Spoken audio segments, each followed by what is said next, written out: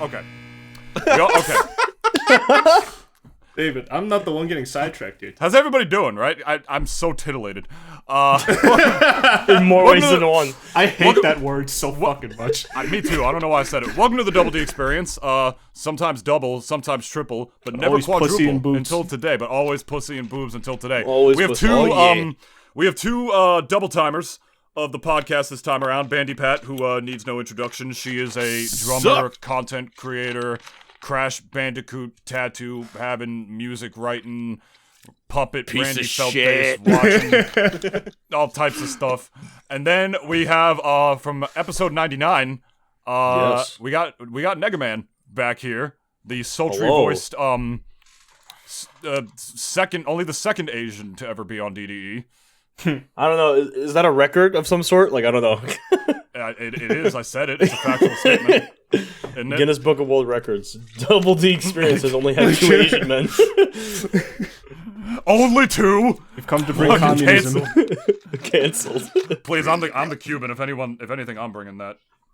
There we go. All right, I got my lights back on. Today, all right. No seahorsing, no fucking around. It's gonna no be a bit more trickery. focused this time around. This guys. is going to One be would a hope. 100% pussy-centric podcast. Yeah. And by pussy-centric podcast, we're talking about Puss in Boots, because we all finally saw it. I have been wanting to talk about this fucking movie on this podcast for so long. Dennis wasn't enough. He wasn't enough for me. He usually is. I usually get my weekly dose of vitamin D on this podcast every single week. He wasn't enough. I needed some vitamin E and some vitamin B in my life. So I got BandiPat to see the movie. And Evan already saw it because he's quite the connoisseur of pop culture in and of itself. Honestly, who wants it? Who wants pussy the most in this call right now? All right, Evan's whistling, so I'm gonna go. the torch. Give him the torch. I'm passing the Pass the torch. baton to him. Evan wants pussy more than anyone else in this call right now. Man, I will say, I did not expect to like that movie as nearly as much as I did. None of us did. The second I saw that fucking wolf, I was like, oh shit. Yeah, And then he spoke, and I was like, oh, so he's going to be my favorite villain of 2022. Gotcha. He's like my I think favorite he's villain everyone's in- favorite villain. Honestly, of 2022. Yeah. Death yeah. is like my favorite villain in any media. It's funny because I would consider him more of an antagonist than an actual full-fledged villain. Because all he was trying to do was trying to put Puss in Boots in his fucking place. Yeah. That's all He was doing his job, man. He literally did a whole chase towards the end just to teach this fucker a lesson. Like, that's basically what it was. It's like, I'm gonna literally get you to act right because you're not acting right now. You make it a mockery. Life, you piece of shit. This dude was so insulted that he made a mockery of his job. Dude, he was like, He got so insulted that, like, you dare make a mockery of me? And he literally, like, at sword point, or I guess, sickle point, yeah. like, was just telling him, look, Look, bro. you wasted 8 lives. You are a fucking, like, you're just a squanderer of life. You are a waste of oxygen if you died 8 times already by this point. You acted up. Pussy. Give it a act- shit yeah, now either. you're gonna act There was right. literally a short about how Puss lost his 5th life. They made a short of he was literally just testing, seeing how he could get shot out of a cannon because he wanted to see if he could do it. And then he just fucking died. My favorite death was when he was like, he's allergic to shellfish. This doesn't have shellfish in it. All right, and he just eats more. Oh, Dennis, which one was your favorite That's death? me. Because I know which one it was, because it was the one that you burst out laughing in the theater at. Oh, which one? Oh, I don't remember. Was it the was when drunk one? No! Puss and Boots does not need a spotter!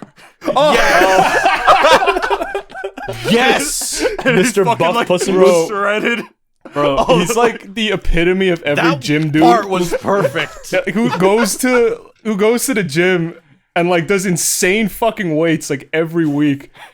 And he's just like, I don't need no spotter. I don't need no spotter. I don't need no spotter. And then he gets straight up injured. He got a little worse than injured, Dennis. I think he I know, but died, it's just Dennis. like that's what always like sort of happens though. It's like Oh yeah, I don't need no one to spot me. It's like, and I'll even tell you this: when I go to the gym and I do some weights that even it's a little too heavy for me, I don't ask for no spotter. No, like I just don't. Famous last words. Yeah, I was about to say. I don't do like insane amounts like that. I don't do insane amounts like that. But it's just like where it's like 3 times your body weight above your head. Like yeah, yeah, exactly. I don't even. Like you're like 180. You're like about to bench like 360. It's like, oh yeah, I can do this. I can do it. I don't even do the bench no more, man. I did too much planking the other day, and I fucked up my back real bad. I literally heard the whistle of death on the way home. Yo, the hairs on your neck stood up. Oh, my favorite death. Dude. Yeah, exactly. The hairs on my face. My favorite death, if we're having that discussion real quick, might have been the one where he was on the roof. Either that or the cards. Yeah. It's the like, cards is pretty funny. I love the one where he's on the roof. A cat lands on and then he just what? Just and then he's dies. he's just plummeting like with no care in the world that he's just about to meet his 6th end. Either that or the card game player in me when he was playing the cards and cards in that famous painting. I feel as if Death definitely got insulted when he just tossed his life away at that rooftop. I think that was the one that really got him pissed off.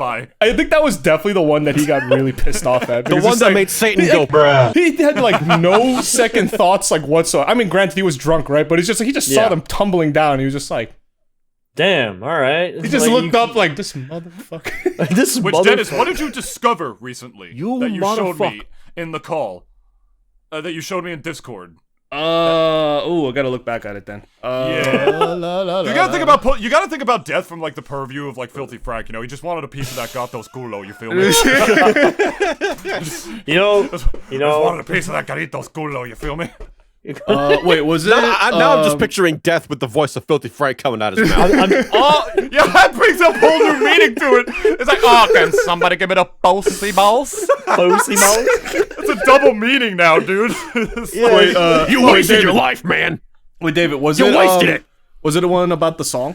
Like the trivia? It was the one where you showed me that he was apparently in the fucking background during his 8th death. I did not know that. There was like, I think definitely, as you said, it was probably like just a real like split second of a frame that he was you just saw him like there in the crowd. But there was like, he's just like there chilling. He's just like witnessing his dumbass cat making a mockery of his crushed by a bell. Yeah, like literally playing Sonic Frontiers, like running towards the Titan. At the beginning of the fucking movie. I mean, like in my mind, I'm just like, I'm hanging on to the other side, and then you just die. You just die, yeah. Like, the thing is, he fucked up the giant, but it was his hubris. My favorite thing was just that song at the very beginning. I was like, oh, this is a fun movie. Then he dies. I was like, oh shit. I listen to Fearless Hero all the time now. It's a bop. It is catchy. Who was your favorite Fearless Hero? I need to drum to it sometime. Not even that. Like during the sequence when he's fighting the giant and like the whole village starts singing, like that was just like, oh yeah, like, that made me a little chubbed. I can't even. You know, I was watching I watched something where it was talking about how like I'm glad Spider-Verse exists because now we're getting different movies like this. Yeah, but in the same style too, though. And in the same style, but also still adhering to its original style. Like that is true. Mm-hmm. It was more colorful, but it was still very much a Shrek universe movie. Yeah, Shrek, and it's so realistic looking. Even in like the first movie, like or what Puss in Boots was in, like back in Shrek 2, it was like obviously it was 20 years ago. The animation's a little dated, but the style was also different and it was way more realistic. This movie, like the colors were just so vibrant and pleasant to listen to, and as a gamer, you would think that like, oh, dropping the frame rate is bad. Nah, not movies. Movie, dropping frame rate is good. Right? That was one of my favorite things. Yeah, like during that was one of my favorite things they did. Most movies are filmed at what? Like 25, 26, 27? 24 point something, yeah. 24.5. Yeah, if an entire movie was 60 FPS, you'd be like, oh, ew, it looks like... I mean, have you... The movie that, like, dabbled with going higher frame rate, I think it was Tenet? Or what the hell was it? I don't remember. There was a movie that was like... Oh no, it was a Lord of the Rings movie, The Hobbit. It was supposed to be shot at like 45 frames a second. And it was the weirdest thing. It was so off-putting, I remember. I think it was like the second one, Desolation of Smaug. It was like it was like some real like experimental shit that Peter Jackson was trying to do. It never caught on. It didn't catch on. Like, No. And also, seeing, for animated movies, you don't want to do more than 24 frames. Because guess what? You have to animate more frames every second. So Yeah, why would I double my Especially workload? for 2D but at least when it animation. pays off, it pays Yeah. off though. Like, Oh yeah, Oh no. God. like that all depends though, like how economical you're gonna be with it. Because at least if anyone, have seen like Demon Slayer, like at least that Yeah. newest season, like everyone knows Yeah. like that last fight scene, like everyone knows. Oh that my wasn't God. like that was more than fucking 25 or whatever damn. Well, I frames mean, the they were thing used to is, doing. the thing is, people keep arguing like, "Oh, 60 frames is the way to go for animation." I'm like, yeah, if you want to do it that way, and you want to double your workload, or either Yeah, in exactly. that case, triple your workload, like Imagine a 60 Yeah. FPS claymation movie. that would be okay. I don't even know if I could stomach Pain. like 45 frames. Maybe Tim of Burton's already claymation. kind of thought about it. Like, I think maybe he's already thought kinda about it. If Tim Burton's thought about it, then that's not enough because he should have started making that movie when he was like 20. Yeah, but Well, maybe yeah, he thought yeah, about it yeah. and realized this is stupid. He's like, why would I want to film this at like at 60 fucking frames per second? Like the studio said, like, oh, we have this new camera. It's like, fuck your new camera. I'm gonna stick to 24. How about that? Yeah, And also, got I a haven't made a friend. movie in 10 years. I got a friend Well, who's yeah. got a. I got a friend with us. He's got the smart TV that like uses AI to up a frame rate. Right. Have you ever seen Family Guy at 60 frames per second? It is the most sounds so uncomfortable cursed. thing. no, It feels wrong. That sounds so cursed. Not to I mention, like, can't even lie. Family Guy looks as if horrible to it's like a watch. slideshow sometimes. Like, Family Yeah. Guy literally looks like Yeah. as if it's supposed to be a slideshow, and it's just it's like just seeing it, mouths moving and standing yeah, still. and like seeing it any more than whatever frames it's being like animated on is just kind of like, Dude. what kind of fucking witchcraft black magic is this shit? Like, Like someone imagine them turn this shit switching off. positions at 60 frames per second. It's not right. Yeah, especially when they face towards the front. Yeah. Yeah, and especially if like there's like if they're moving usually not even at 24. They're moving at like 2 frames. So imagine like doubling that to 60 frames. They're basically sliding across the screen. Like, No, not even sliding. They're like gliding across the screen. yeah, they're gliding and they're like They're, morphing like, their into feet- like this. Their feet barely even touch the ground before they already moved the frame. It's just like, wait, no, you're supposed to animate. No, he's still already moving. No, No, can't, he's no, already can't go moving. back. Sorry. No. He's still moving. Sorry. No, can't do it. They won't notice. I'll put the spotlight on Bandy real quick. So Bandy, I mean, we know you loved it. I'm gonna put the spotlight on you real quick. I believe Alright. you told me that your favorite villain. At first, I said my favorite villain was Jack Horner. There's no judgment. There's no judgment. Dude, to he that. was I mean, great, though. Jack I mean, Horner John He was Mulaney. unapologetically evil. It I was mean, John actually Mulaney, great. come on. I'll say Jack Horner's my favorite villain. Death is my favorite antagonist. That's fair. Yeah, that's fair. What do you mean by that? Antagonist as in like he was well, I would say Death is more of an Like- antagonistic force. He didn't really Yeah. like Yeah, he was a force of nature. That whole Yeah. movie. He wasn't Yeah. actually like, I mean, he did have like a personality. He was pissed Yeah. at Puss because like, he made a mockery of his job. And the subtle nature of that was perfect. Like just the cinematography they used to convince, to like slowly, to just give very subtle hints that this character is not of this world. yeah.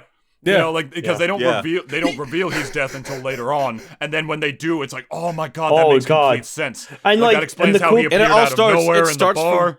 from- Yeah. Just gonna say that. Yeah, it starts like, oh, how the fuck did he appear out of He absolutely nowhere? also in just the says bar? "fuck you" to magic. He literally just mean- appeared whenever he wanted. It's like whenever that like shit with the wish star was going on, he just said, "Oh, fuck this," and then just like walks That in. shot was so sick. Like I love how they like. No, like, dude. You walk He's out above of the you magic walk of out the world. Exactly. Like you walk That- out of the star and you die, and then they just show him like walking through it all slow. That- How am I gonna that die? whole- I'm death. Oh, Yeah. was sick. I'm Death, yeah. That Yeah, whole so how am I movie, gonna die? Summons And- a freaking pussy-shaped fire ring. He's an ally of the LGBTQ community. You should definitely make a meme about that. Like, did you know that the reason that the fire was shaped in the way it was is because it's a supposed to pussy? be shaped like a pussy, and it's a movie About about to destroy pussy. this pussy in this pussy fire. Did you know? Did you know? man, like Did you know? Grass I is like green. how when we first encounter him, he's also just like everyone thinks they're the one to beat me. And that could mean literally anything at that point. It's just like, oh, he's just a cocky bounty hunter. Yeah, You know, exactly. That was the just that good was what I dialogue. love too. Just Yeah, good dialogue. good I was dialogue. watching Yeah. I was watching clips on YouTube and I heard him say that again and I was like, holy shit. Now that makes sense. An Yeah. important part of Like- a movie is to show, not tell. Yes. Yeah, very much so. A lot of young screenwriters will like either have a flashback way too early in the story and be like, okay, cool, you didn't give us a reason to give a shit about the characters yet. Or they linger Why on are the you talking flashback about too much, too. Or they linger on it too much, or Yeah. are way too over-reliant on dialogue, and I have to sit there and be like, you're not Quentin Tarantino. Exposition is fucking You can't get away stupid with a lot of 18 minutes times. of dialogue in the Yeah. beginning of the movie. Exactly, right? But what Puss in Boots does, it does what all the best movies do, and it gives its dialogue multiple meanings, like Evan brought up before. Like, you know, you said, like, yes, a lot of people have thought that they could beat me before, Yeah. and they can't. And exactly what you said, it's just like, oh, he's just a Yeah. cocky bounty hunter. We have no reason to think otherwise until later. I mean, it's like, Yeah. he drops the subtle hints like, oh, I was there for every single one of your deaths. It's like, oh, is he Every frivolous end. Yeah. Yeah, Lies? exactly. That was It's a like, great is line he too. a stalker? Then the Yeah. cloak, and it's like That oh. whole scene in the mirrors. That was like Yeah. basically like, you know, that was basically the revelation, right? Where Yeah. you know finally they tell you like, no, when this he's is in the more than- cave of lost souls. Yeah. Which is Yes. we're talking, When they tell talking you all his essentially- past deaths, yeah. He's way more than just like a guy in a fursuit. This dude literally Okay. is Guy in a a force of fursuit. This guy is literally a force of fucking nature. Okay. And will so absolutely end and wreck your shit. And I they wanna do it in ask- such a great way. They break the mirror where he's got supposed to that- appear. Yeah, It's supposed to got be that like, oh, this DreamWorks, is the like, revelation. It's got that DreamWorks spark too. You know what I mean? Where it's just like, oh, it was so creative Oh. to have death come in the form of a wolf. I also Mhm. like how every single time I see a DreamWorks movie, they are just really well written, and then I go to see a Disney movie like, yeah, this is well written, but like the villain kind of sucks. Dude, Yeah, and that's the DreamWorks thing. is the Villains king are so- of Yeah. making movies and then Yeah. making sequels that are better than the fucking movie. Not to mention How to the Train Your villains- Dragon 2 is my perfect Shrek example. 2. Kung Fu Panda. As How well. to Train Your Dragon 2, like Jesus Shrek Christ. 2 debatable. Yeah. Shrek 2 debatable. And then this movie. It's this like, movie what the was fuck? This movie was so good. People don't even know that Puss in Boots: The Last Wish is technically a sequel. They don't even Yeah. remember that Yeah, that was the because first one. it was 10 years ago, the last movie. That's why I 11. think also the frame of life is 11 just kind of years like, ago. or 11, yeah. Like, And that it's movie so long was ago. so mid. Which is a shame. Yeah. It was was so wasn't mid. bad, but it was nothing. Nothing compared It, to well, that. it almost seems like when they decided to make this movie, they went to the executives, and the executives were like, "So how do you want to make this movie?" And they look at them, just going, "Can we just do whatever we want?" Sure, okay, we got this. Oh, and then it's also like, wait, so you remember that Into the Spider-Verse movie? It's like, yeah. Can we make it in that, like, sort of style? Budget? Yeah, yeah. Oh, yeah, go ahead. do your thing. Do you think? Is it Yeah. in the budget? It's like literally Sega and Nintendo do. DreamWorks do what Disney don't. Okay, so What I wanted to Pixar ask. do? Making fucking Toy Story 5? Oh my god, they're Why? making Toy Story. Yeah, they're making Toy Story Why? 5. Two Making was a Lightyear? great... Mid-year? Fucking mid-year? Two and three Mid-year. were honestly, like, when 2 came out, I always thought, like, this is a 4 great was way like to just 4 end was that. like, okay, it's dead to me now. Yeah. I didn't even also see 4, but I basically had it spoiled for me, so Three- like, I don't even... It's And dead not to to mention me. 3 ended great because it's like, okay, like, they're with a new family now. Andy, like, didn't just Yeah. throw away his toys. He gave them away to some other kid that will, like, obviously, like, play with them. That was Yeah. a great fucking way to end it. That was fine. And then perfect. and then 4 what happened. the fuck is Forky or whatever the goddamn name he has? Like, they... Toy was Story so- 4 like- is literally just we forgot about Bo Peep. We need to make a movie around this. Oh, yeah. Pretty much. Like, And the thing is, it still Let's wasn't just even shoehorn bad. her in. That's the crazy part. It No. was bad, and it didn't need to... It was good, and it didn't need to exist, but it was somehow still good. I don't get it. Yeah, I don't get it. yeah. Well, Oh, that's so just Pixar. so my for the most question, part. question is, what is your favorite poignant scene from that from Puss in Boots? Because there The are anxiety multiple. attacks. Yes, that's what I was about to Yeah. ask. Like, is that your favorite poignant scene? It wasn't Yeah. like... Well, there was multiple times. Like, every time that it happened, like, Well, the one I was thinking of was the actual therapy dog scene where he's putting his head. Oh, right, yeah. yeah. Was And spy. then, Yeah. yeah. When he, like, is against Like- the tree, right? He, like, Yeah, escaped the yeah. fight. He went to the tree, Yeah. and then he, like, was having the attack. Yeah. That part especially, like, really did get to me. Because it wasn't just showing an anxiety attack. It was almost like people related. I was reading comments where people were relating to it because it was Yeah. almost like an existential crisis. You know, Yeah. because Yeah. he realized, yeah, that's what it is. It's like, oh, I realize I'm not immortal. Yeah, Yeah, not only exactly. did he realize he wasn't immortal, but I actually remembered something wrong after my first viewing. I thought the anxiety attack was after he knew that it was death. Oh yeah. I was No. completely wrong about that upon my second Yeah. viewing. It's just like he was just scared of this bounty hunter because he's like, okay, this guy's better than me. I know he's Yeah, better than me. he's gonna kill me. Yeah. I need to just go wish for more lives, so like when he kills me, Yeah. I'll be fine. Yeah. Yeah. And you actually then when see he- like his terror actually like heighten a bit after he escapes the cave and he sees him like right there at the entrance. He's like, just nope. in that red and everything. That was like, when he that realized he whole- like had to do it, even though he knew that he thought that Kitty that he was even though he thought that Kitty thought that he was betraying him, because he's like, no, if I don't do this, I won't get to be with her among many other things, because I'm just gonna die, and she doesn't understand that. My next favorite poignant scene was probably the Evan, if I could very quickly, just to add on to your point. Yeah. I just need to. I want everybody in this call, like, because I'm the same way. Very poignant scene with the anxiety attack, because it was literally the most realistic portrayal of an anxiety attack I've ever seen in a movie. And then not only is it a movie about a cat, I want you all to think about this. I want you to think about that anxiety attack, and now think about Velma. Oh no. Do I have to think about Velma? Now yes, you do, because think about how anxiety attacks.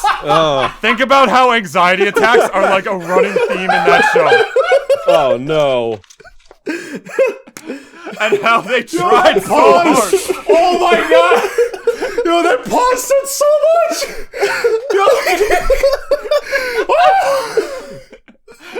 He just did not want to say anything about Velma. Remotely neutral or otherwise. He's like, I don't even want to talk about this bitch. I was doing it to dick on it. I was doing it to dick on it because you see how anxiety attacks are like supposed to be a theme in that show, and they're so fucking inauthentic and stupid. And then you have a professional actor like Antonio Banderas out here doing it, and it was perfect. Even at the end where he's like licking his lips a little bit, it was just like it was the subtleties. And can we also just say that like Antonio Banderas like aged like fine fucking wine? I didn't realize how old he fucking was actually. He's a in dilf. real life. Like, He's a dilf, and straight he up. sounds fucking great in this role. Like he came back as Puss in Boots after like I don't know how many years. And, Watch like, Shrek 2, 20 years ago. He sounds completely 20 years ago. different. Yeah. His He voice is sounds way not less at all the raspy, same. and it doesn't sound as. It doesn't. But he has sound like as that sexy. aged warrior sort of like fucking Yeah. tone now, I because mean, you that's could the tell point, he is older now, and like it's supposed to also like reflect on Puss, because now he's not like he's not a young guy no more. He's literally down to his last life. He's gonna die at any moment. He like literally any day could be his last, really. And like I think that's the duality too by the end, because it's like now I have to live my life to the fullest because I only have one left now. Yeah. And like he even kind of goes into it knowing that if I die, I die. Like they, If you I know, die, it's just I like, die. but I'm gonna live my life regardless. Like death even reminds him, I'm gonna be back for you. You know that, right? He literally almost like gives that like UFC press conference taunt. It's like, you know, I'm coming for you, right? No, I love that. I will where he's be like, back for you. You know, he's like, you know, I'm coming. He's You know, like, you I will meet again, right? He's like, I love that. And he's like, hasta la muerte. Like, I'll be waiting for it. And like, that was a great fucking at least like end point for him. And also how the whistle that he does when he's walking away is higher pitched. Yeah, it's a little happier. It's almost as if he's congratulating him too for finally looking past his hubris, because it's like, look, you're not immortal no more. I mean, he was never immortal to begin with. You just were like you had 9 lives. Now you're down to your last one. Yeah. So yeah, my other favorite poignant scene was probably the bear, the Goldilocks and the bears. Scene. Another bunch of characters that like were good in this fucking movie. We're fucking great. The scene I'm talking about is when she's like, "Oh, I wanted to wish for a new family," and then the mama bear's like, "You know, even if we think it's wrong, we're gonna help you anyway, so you'll actually be happy." I'm like, "Damn!" Oh, damn! And that alone let the audience know, beyond like the way that you watch them interact, how they work with each other, like how they talk to each other, which is very great dialogue, very realistic portrayal of a family, and a family that's not even technically hers though. Yeah, she was just adopted. Like, they just found her. Exactly. And, they brought her in. Yeah, that dialogue when they said, "When you came into our lives and you made him just right." Yeah, like that was perfect. That was great. That made me. That was just right. Yeah, it made me tear up. And then they went to say, "If you think this is gonna make you happy, then we'll help you." I'm like, and especially when baby almost died. Fucking, it's good. The fact that they chose him specifically for that was perfect, because they had like Mama trying to save him, and then Papa Bear like pulling behind and everything to watch how they're struggling for Goldilocks. Specifically, Mama Bear watching like Baby Bear be scared, because he's like, something's happening. I don't know what's happening. Like, to show how scared she would be that she's already losing one of her kids, and she's literally about to watch her other one die. Yeah. So the fact that even if it was something as predictable as Goldilocks changing her mind and going back to save them and realizing they're my family, that all that piece together still made it hit, even though you knew what was going to happen. Yes. Like 1776 is it's a fucking musical about the signing of the Declaration of Independence. Why am I getting emotional and like the stakes high watching this? I know what fucking happens. They sign it. That's I the know power how it of ends. good writing. Exactly. Honestly, yeah. And Puss in Boots fucking nailed that. It's like you literally like know what's gonna happen. It seems so stereotypical, but it still hits so different. She grabs him, is like, remember, you're the smash, I'm the grab. And he's like, yeah! I think it even goes without saying, like, you know. Oh, I'm gonna bust you up good, plump thumb, and then I'm gonna wear your fucking clothes! Can I just say? Can we all be grateful that they didn't cast James Corden? Oh, Because that seems like the kind of role yeah. where they would have cast James Corden. Oh, and DreamWorks is like, James Corden is a fucking prick. Let's not do that. Wait, I think my favorite thing is that. I just wanted to say one point real quick. Because, like, it was just more towards that, like, going back to, like, good writing. And it's, like, just basically saying, it's a great sign of great writing when you could take something as mundane, like, as whatever, and, like, actually make it, like, entertaining. Because, like, you know, at least for 1776, again, as David said, we know the fucking end. They sign the paper and say, all right, I guess we're enemies now. Like, you know, the British Empire. It's like, But it still makes you fucking cry. I know, but yeah, like it's whatever context and stakes you add into it, and then how well you could write that. That's what basically, like, the payoff by the end, like, that's what gets you emotional. Mm-hmm. And yeah, the at build least up in to the payoff. yeah, exactly. And like the context is also so important too, and like obviously like stakes on top of that, and even just talking about like if I could just talk about Jack Horner just for like 1 second. I was just about to mention. I think he's like he's almost like the comic relief character, even though he's a fucking asshole. Definitely. He is, but which was so odd because it's like because like out of the two antagonists, I guess, right, that we had in the movie, Yeah. like Yeah. Death and at least Jack Horner, right? We obviously gave a shit way more of about Wolf than we did about Jack Horner. Like, just by default, like, we already knew that this guy could probably kick Jack Horner's ass, tie his legs like a fucking pretzel, and like probably like frisbee him off the damn like star, like, if he wanted to. Like, he could just wreck his shit no matter what. I think that's why. But that's another reason why they had Kitty like launch Jack into the bag before Death shows up. Because I don't think Oh they yeah, wanted them to exactly. be, It would like, be in kind of the same off-putting. scene together. Yeah, And they because it also would wanted ruin you- the whole like vibe of that They whole also, duel. beyond the fact that they also wanted you to forget about Jack Horner for a bit and be like, oh, he beat Death, yay, and then it's like, oh fuck, you forgot about this guy. Yeah. You know what I mean? But then again, just going back to Jack, like, real quick, it was probably it was so entertaining for me to see a villain that just loved to be evil for the sake of being evil. Like, he just was so fucking callous. It was almost like shocking to me sometimes because it's like, I know obviously we've seen like plenty of times villains just being like, oh, whatever about our henchmen. what 12 took you of them so died. long? Yeah, exactly. I'm And a then huge fan of the Venture Brothers, like, so Like- you know, like, that's a perfect example of that, like, with the the Monarch, fucking cricket I too. just like, started that show. You are in Like, for a treat. The yeah. The Venture Brothers is literally my favorite show ever. Like, Jiminy of all time. I'm not acting- kidding. I've been told it's great. Jiminy It's acting as like phenomenal. You're in basically for a like treat. the conscience for Jack was probably like funny, like was the whoever made that decision This is was a horrible. fucking genius. Your Like, wish is horrible. because he's essentially us, yeah, like reflecting on basically how we feel about how callous Can he I is. just say? And it's can just I like just say- it's so funny how he doesn't care. He just doesn't care. He's like, oh, what took you so long? He's just like basically mocking everybody. You're an irredeemable monster. Can I just say, I don't know if this was intentional or not, but I do love how the cricket's voice sounds like a bad impression of Jiminy Cricket. That was intentional. That was intentional. It's DreamWorks. That was Absolutely. intentional. Yeah. It's DreamWorks. DreamWorks hides a lot of adult humor in their movies. I mean, and this time also they this didn't even movie was hide it. just They just adult. had Burrito fucking swear, and they just put bleeps in. I wish yeah. I hope they make fun of Disney way more. Like, I hope they continue to do it. Like, I mean, just that's why it was more made going in the first forward. place. Look at me. Look at me. This is how you write a villain. And can I say something? This movie follows the hero's journey perfectly. Oh yeah, beat for beat. Beat for fucking beat. This movie's beats are so good. They're so clear. It's simple to follow, but simple does not mean bad. If anything, people like so many young writers like write overly complicated scripts with so many moving parts, and they think that makes it good. And like that's not what makes it good. That's how you get Sonic 06, which has way too many elements that they keep throwing at you. You know. Simple does not mean bad. You can still write a simple story with a simple plot and have there still be so much depth to it. This movie does that so well because it has a twist on the hero's journey, because it has the hero, Puss. It has the herald, which is Exhibit A. The herald, which is actually the doctor. I guess you could argue it's the doctor because the doctor sent him on the journey, because it's like, and how many lives? Like, so how many lives do you think you're down to? You died. 4, 5. I'm not really a math guy. I'm not really a math guy, you know. I think I'm down to my 4th. It's like, of course, you're down to your 8th. And then it could even be argued that Death is also the herald, because Death is like his extra motivator to get the wish when He's the finds catalyst of the plot.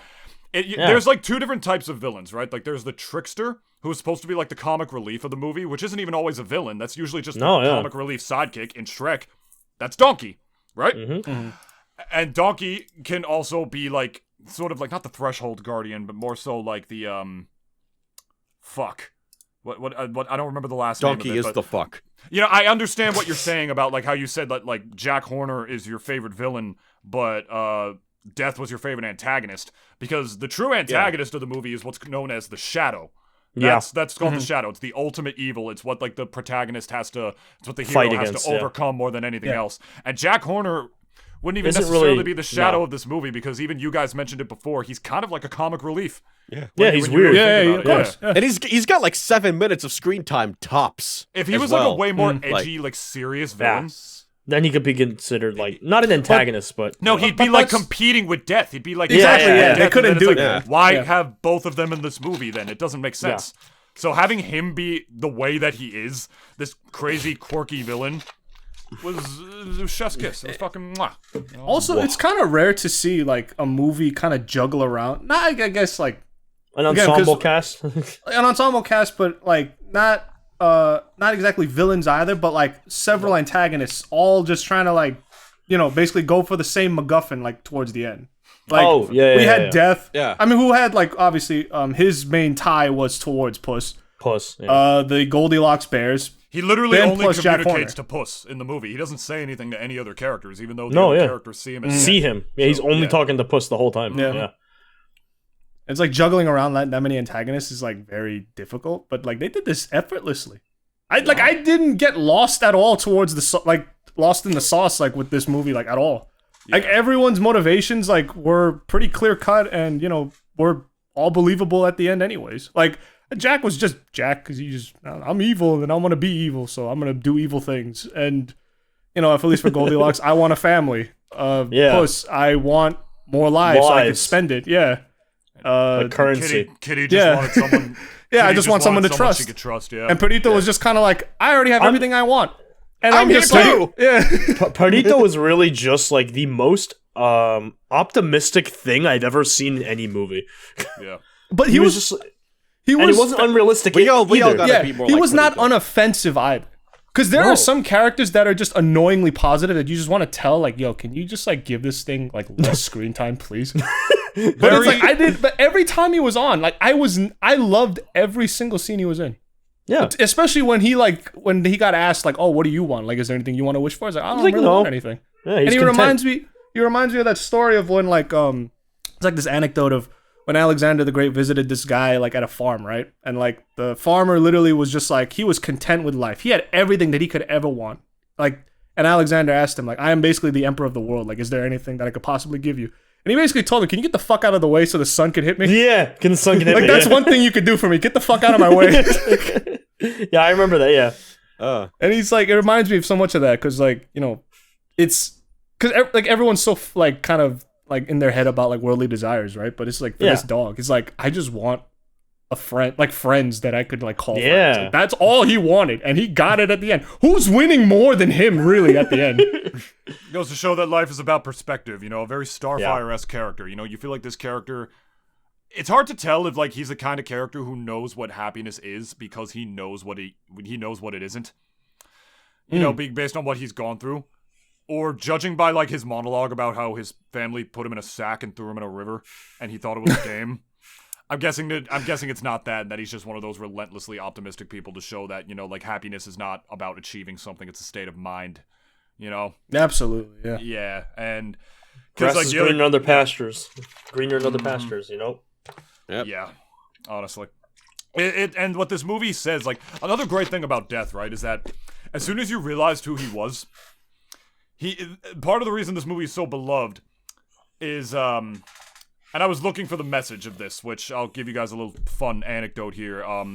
I couldn't find the image of the person who said this online, but before the podcast started until right before the very end, and I looked it up on Twitter.com, and I typed in Puss in Boots message, which apparently Twitter read as Puss in Boots massage. Okay. And the very first thing that comes up is a completely naked, gender-swapped version of death. So if you guys want to know what mental image I had in my brain going into this podcast, okay, that's what I've been Daddy trying to death. ignore this whole time. Reason I'm saying that is because leave the podcast realize... I'm gonna just take my exit. It's gonna be the single D experience now. Listen to me. Right now. Oh, God. Okay? The reason I'm bringing that up is because I was looking for this image in particular, because as soon as Death revealed that he was Death, to every adult watching the movie, and even to a lot of the kids probably watching it, he instantly became a recognizable villain. Because he's Memorability. Death. He's Death. Everybody dies. Yeah. Everybody dies. You know, we all know that, so that's why he became, like, not only a scarier villain than he already fucking was, he became a relatable one, which is part of the reason I feel like he's still trending, like, a month later after this movie dropped, is because, like, More like he was, like, a DreamWorks spin on an existing entity, if you would. We're all gonna die. Death is death. No one lives forever. Unis honest and shit. Somebody made a meme about it, right? And I want to say these are not my words, but, like, what this movie is really about, and this is quote for quote what I'm saying here, says to try and escape death is to live a life of denial and fear. We experience the beauty of life not in spite of, but because of our inevitable mortality, which is shown in how Puss just, like, laughs in the face of death, like, I can do anything, I'm basically immortal, blah, blah, blah, and he thinks that's what makes him not afraid of death, but deep down, that he's the most afraid of death because of that, and he doesn't even realize it, you know? It's like the world can be horrid and people can be disgustingly cruel, but it's the relationships and adventures that we embrace that makes living worthwhile. To enjoy the rewards of being loved, that we have to submit ourselves to the mortifying ordeal of being known. And this movie's about a talking cat. Yeah, you know, fucking talking cat that is voiced by Antonio Banderas. I haven't seen an orange cat this deep since fucking Garfield. You know what? You know what's insane? Burn in hell, beige dog. Everyone's been seeing this movie now, and it came out in December. I saw it. Oh yeah, no, I saw it in January too. Actually. It came out in December. What day in December? It was like December 21st, and basically no one saw it opening weekend. One thing I found out was that on the opening week, it was opening up the same time as Avatar 2. Yeah, that's what I was gonna say. They got everyone fucked. went to see. They got fucked. They got fucked. But then later on, it became a critically acclaimed movie just because it. You know what I imagined? It's like as soon as like everyone it destroyed Avatar on Rotten Tomatoes. Oh yeah, no, definitely. Oh yeah, I mean every movie deserves to destroy Avatar too. But I hated the first one. I mean, I love to imagine that like DreamWorks was just about to like tell like all the theaters out there in the country like, okay, like, you know, we're gonna have to pull off Puss in Boots a couple weeks, and then they realized like how much traction it was starting to get after like January. They're like, hey, hold on, hold up a sec, whoa. You know, it only just came out in the UK in like February. Hold the phone, because I bet that first week they saw like it wasn't really making the numbers that they thought it would. But then after like, you know, the first month of January like went by and then February came around, they were like, oh shit, like wow. Literally no one thought it was going to be good, and then everyone was pleasantly and very reasonably surprised. People are screaming for the new Shrek now. It's actually really funny because no one could no one before this movie could have gave a fuck about the next Shrek. Now they're like, when is the next one coming? And they knew that this movie was so good that they put the post-credit scene before the credits.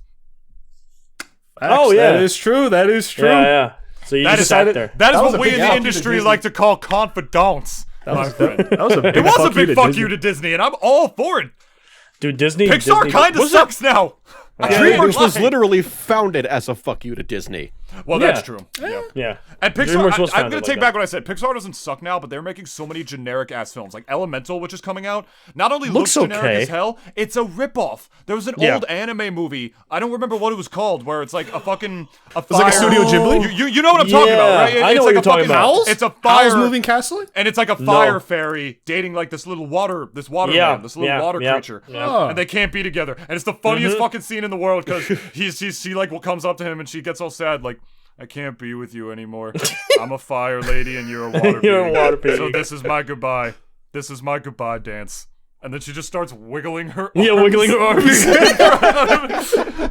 It made me laugh so hard. It's like, goodbye. I thought you were quoting like I thought you were quoting Adventure Time for a second. I was like, no, I that don't sounded remember. so It sounds like something that would be in Adventure Time. Yeah. But it wasn't. I'm just picturing this is my goodbye dance. Default Fortnite emote. Just does the clap dance like right to their face as they walk away. This is my goodbye dance. Proceeds to throw it back. Proceeds to crush oranges, bro. Like, Oh, that's another good thing about this movie. Nobody throws it back. Oh my god. They're like, we don't need to have somebody throwing it back. Okay, so Underrated. And I'm so glad that you knew what movie I was talking about, Evan. If there's anybody in this call who would have, I knew it would be you. And I don't because I remember seeing clips of it. I don't remember ever seeing that movie. It's like that movie looks like a vaporwave portal into another dimension, because it was like you could tell it's like very like vaporwave aesthetic nowadays. I want to watch it. I just don't remember what it was called. So I'm gonna have to look up like fire fairy goodbye dance. Goodbye dance. To like find out what this fucking movie is. Just hope Google knows what the hell you're talking about. I'm gonna do that right now. Actually, do it. So Fire. So speaking of goodbye dance. Oh no.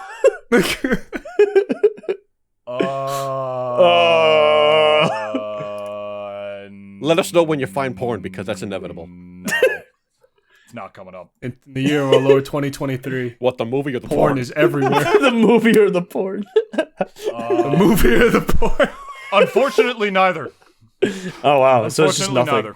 That's a shocker. Look up. This wouldn't help. Fire Fairy Goodbye Dance movie scene. I don't think it's gonna help at all, bro. XXX. It's more buzzwords, so it's probably it's probably not. The results literally didn't change. It's the same page. Yeah. Fire Fairy anime movie. Movie. Yeah, maybe that one. Just hentai. Oh, here it is. What's it called? I don't remember what it was. The Sea Prince and the Fire Child. Oh, so simple. 1981. Yeah, there you go. Yeah, there you go. That's why. Yep. I knew it had some like the last unicorn ass name. But this movie just follows the hero's journey fucking perfectly. Evan, you go ahead. Actually. So speaking of like this is going back to what you said. Like they don't have to throw it back. I enjoyed the shit out of the Sonic movie until he flossed, and I'm like, okay, it immediately dropped like 2 points. The Sonic movies were straight fan service. Those movies are not that good.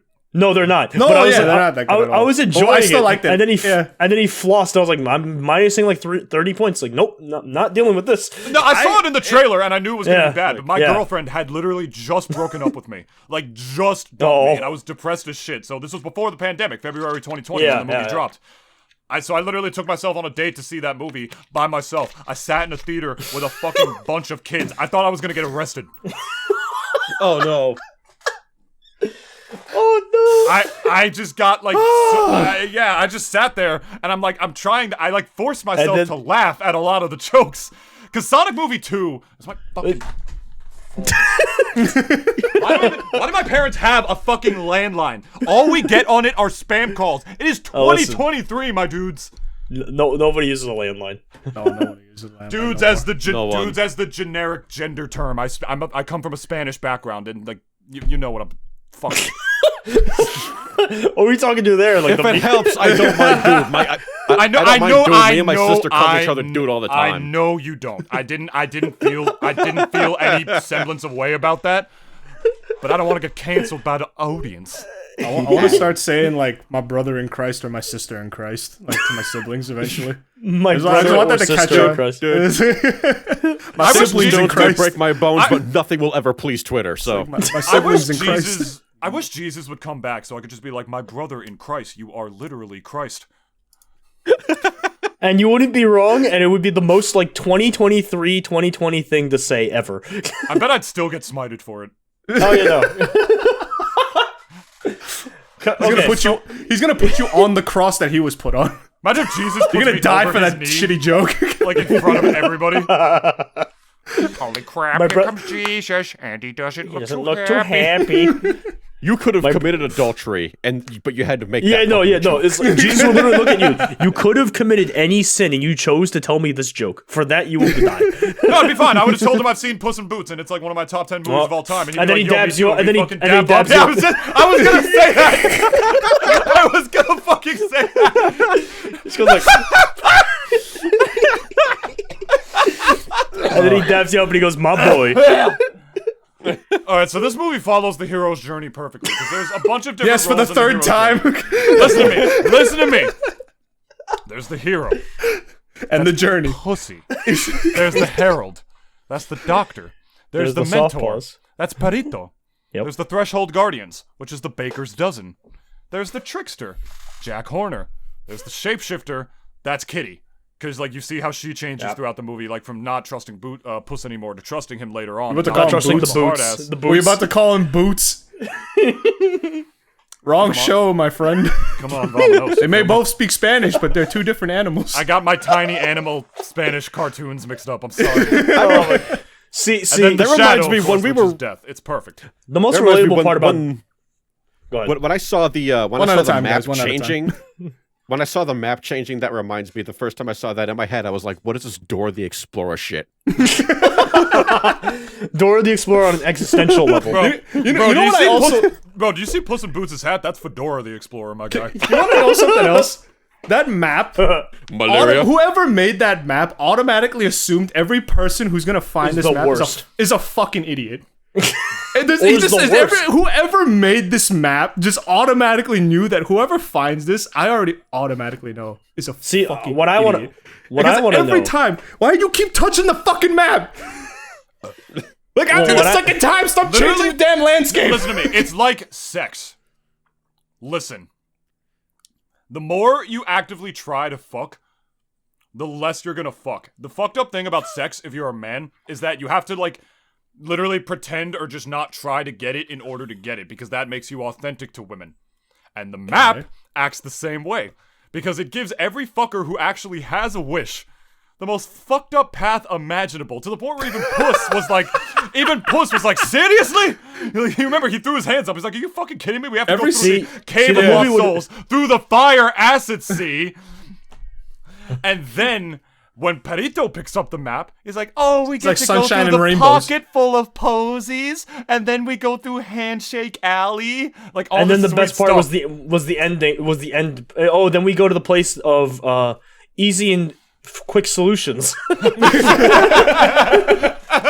Yes. It was at that moment my brain went like, "What is this Dora the Explorer shit?" No, but see, like, I want to know. My biggest question is, what the hell would have happened if Jack Horner picked up the map? Would have it just exploded? Like, what Well, I happened? mean, well, he did. No, I'm saying like while he was going there, what would have happened if he had picked it up? Oh, what, you meant if he what picked it path up would have himself? showed up yeah. for him? Oh, Honestly, that's funny. That's funny that you mentioned that, because you're right. He never had the map. No, he never had the map till the very end, and it was already busted. So like, Yeah. Consider this my resignation. such a quotable movie too. I mean, everyone's giving Yeah. the meme of like, "That's horrible. This is horrible. You're horrible." You're an irredeemable monster. other one is- What took you so long, idiot? That's the other literally one the is meme. and the other one is Wolf, Yeah. just saying like, pick it up, Pick it up. pick it up. I was gonna say the most relatable It's so part about that cute movie. how you was- thought that would work on me. Don't you know I'm dead inside? My favorite part and the most relatable part of the entire movie as a meme is Death actually cursing out that he couldn't get what he wanted. Dude, Puss in Boots literally made Death rage quit. Yeah, he did. He threw his hands up and rage quit. Yeah, he threw his hands up, cursed a bunch in Spanish, and was like, I'm fucking done. I mean, he didn't curse in Spanish, but like... Straight up, my man said, ¿Por qué diablos fue a jugar con mi comida? Yeah. I don't even know what that means. It translates. Dennis actually told this He's to me like, today. basically, he's like, why the hell did I play with my food? Yeah. The guy was getting off on just torturing this fucking cat for so long that by the time it came to the climax, he got blue-balled. That's relatable too, really. I just wanted a piece of that Garritos culo, you feel me? and then he kicked the sickle back to me and went, pick it up. Pick it up. That was bad. Pick it up. Oh. Yeah, that was bad. Yeah. Wagner Mora, by the way. Oh, as a... That was As Wagner a voice Mora. actor. That was Wagner voice Mora actor. who played Death. As the Oh wolf. my Yeah. god. Perfect. Fucking dude played he didn't go like overly Escobar. edgy with it, like I'm Death or whatever. Like he remembered that good voice acting is about sounding like yourself, and he remembered he specifically was cast in that role for a reason. Yeah. Like oh my god, at the beginning when he sounds so rapey, it's funny. It's like there's the famous hat, the feather, and of course, The boots. the boots. And he goes like, I want you to... Can you sign an autograph for me? Right here. And he's hovering over the D. It's like, bro. And you just see it zoom in 3 times towards As the he's dead. tapping. It was so fucking great. Like just everything that he brought to the table with him, like to Death. Oh, He made that movie. He made that movie. Oh, what it yeah. was. Yeah. If Jack Horner was the main villain, I don't think it would have been as great. good. It still would have been a great film, not nearly as good. Not critically acclaimed. Not nearly. No. And it's funny because then without Jack Horner and only Death, if Death had way bigger of a role and say like, oh, Death wants the map for some reason, it's like why? For whatever reason. He's a celestial. I being. want Why everyone would you- to die right now. Like, Yeah, it's like that would like make him like unrelatable as Death because Yeah. it's like oh he's not doing his job at this point. Now they're just trying to make him overly edgy, which they didn't do. He was the perfect amount of edgy. I know Yeah. people say that like basically Death is not exactly like a person because he's more of an entity. No, he right? But like is an entity, but the relatability of him is still so fucking funny because this is a guy that honestly he loves his job. You could tell he loves his job. oh, yeah. He loves to fucking bring the fucking smackdown on dumbasses who think like, oh, I could beat Death, no problem. I laugh in the face of Death, and he just fucking claps them every single time that these guys come up to him. And then when he finally thinks he's gonna get the kill of the century, the fucking thing that will put him on the goddamn map, this dude gets blue-balled by the end, and his frustration is so palpable that you even almost think like, let me put myself in this guy's shoes. This guy was gonna be the kill of my fucking career. And this fucker then realizes, oh yeah, the sanctity of life. It's like, motherfucker. Like, you even see it in his face, so when he like throws his hands up, he's like, motherfucker. Like, he just turns around and just like curses in Spanish and everything. Everything about that moment, even though it's kind of played for laughs, right? Yeah. The frustration that he has is still palpable. is so palpable. Like it's so funny too because again, this is like you thinking, oh my god, like I'm gonna get promoted to super death or something, and then this guy like literally just says nope, and I'm love my life. CEO of Hell 2. I'm gonna tell everyone at the office, fucking Marlena's finally gonna go out At with the me. water fountain, this stupid fucking cat just had to ruin it. He just had to fucking ruin it. Because you know they blue balled him at like the office too. It's like, hey, how's that cat going? Fuck you! Yeah, he's there with famine, with war. They're like, bro, how's that coming along? Fuck you, bro. Like his mom's just on his ass. It's like, when are you gonna get a real job? Now I'm just picturing Death like driving in traffic. Like, It's like that montage in SpongeBob when he's just going to work, going to bed, driving in traffic, and just rinse and repeat. That's just like his whole fucking thing. Coming to bed, honey. See. Yeah, but like, what the reason he actually rage quit is because, obviously memes aside, no office or whatever, is because he like killing Puss was not satisfying anymore. Yeah. no, yeah, it wasn't. And he Because learned his realized- lesson, too. stopped. He realized this is the only life I need. I'll never fucking stop fighting for it, even though I know I literally And yeah, and he cannot said kill like, you. yeah, It's like I literally can't kill you. You're death. I can't do anything, but I'm never gonna stop fucking fighting, and I will fight. you I'm until never my gonna last be breath. like sit down and die. I'm just even when I'm 70 years old as a cat, I will still be fighting you. You know, like, And so the pleasure of it was just gone. yeah. It's like This isn't fun no more. That's basically what he was so mad about. Yeah, it's like watching like vintage porn that you found. I can't get off on this. Yeah, it's like watching vintage porn that you found out later was your mom. This was basically revenge porn for him. Like, this is essentially, like, just all it boils down to. And it's the reason why I fucking love Death so much. He just wanted to get off on this kill, but he just fucking denied him it. He just wanted a piece of that I fucking just wanted Gatos culo. You I feel just me? wanted Listen, to bust. I didn't bust. And now I'm just I picturing you as could a not bust. camera. in like another dimension watching this. He's like, "Fuck, I can't use any of that footage now." I was gonna put it on my reel. Like it was gonna. Gives up, dials his wife like, yeah, order a pizza, no kung pao tonight. But the symbolism of like the high pitched whistle and everything, like once he realized, like, okay, you know, we're gonna meet again, right? You know, you're not a fucking immortal anymore, right? He's like, yeah. Or you know, I'm always gonna come to you. Yeah. Yeah. So you act up again, you know what's gonna happen. I'm usually very good with symbolism in movies, but Dennis pointed some stuff out to me on the second one. Like, for instance, one of the items Jack Horner had was the fairy godmother's wand. Yep. I didn't notice that the first time I watched this it. fucker literally But just what like, I did notice the first time I watched it, what I did notice was the high-pitched whistle. I knew that immediately that was supposed to symbolize, like, less menacing. It's just like, okay, like, he's okay now, this situation's over. It's supposed to be a less menacing I'm gonna go home blue-balled. Like, the whistle was perfect. Like, the fact that they made that a symbol of him. Like, he just whistles. Like, the whistle of death. That's a fucking, like, that's a band. Nope. That's a band name. Nope. That's a band name. You guys want to come see my show tonight at the fucking cabana? We're called the Whistle of Death. We have a wolf come on stage and he fucking whistles. And he speaks Spanish too. He's multilingual. Oh, ¿por qué no Dios conmigo? Then we're gonna play a Freebird cover and something. I don't know. Overall, 9 out of 10. Okay, so you know, you go get that out there. Man, there's only one other movie that I liked as much as this. It was a DreamWorks movie. It was fucking How to Train Your Dragon 2.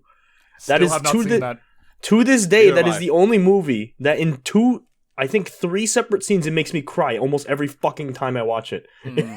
It's great. That's me with the Shawshank Redemption. Redemption makes me cry like 3 separate times. No, God bless DreamWorks, man. Honestly.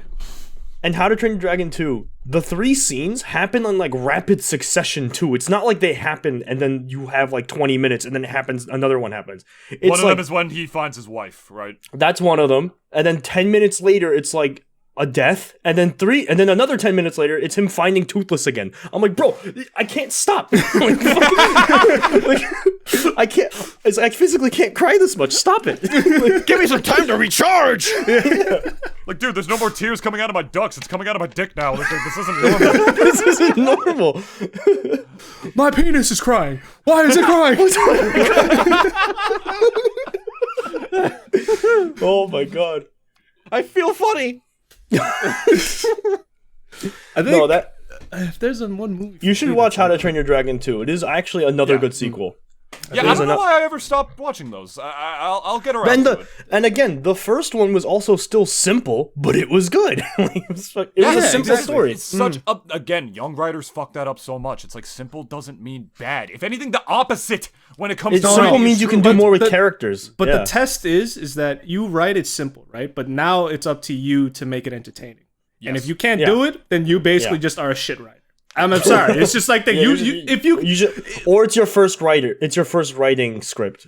It's your first time writing a script. Yeah. But it's like even stories like Toy Story, which was about toys that come alive and they're just trying to get home. That's basically what the plot was. But then the whole journey of them they're like literally next door to Andy's house in the first movie. It's actually fucking hilarious that it's just like we are so close, but like we're in this fucking hellhole. That is the definition of like we're this close. We're this close, but we can't get there. It takes a fucking RC car chase for them to catch up to the damn family.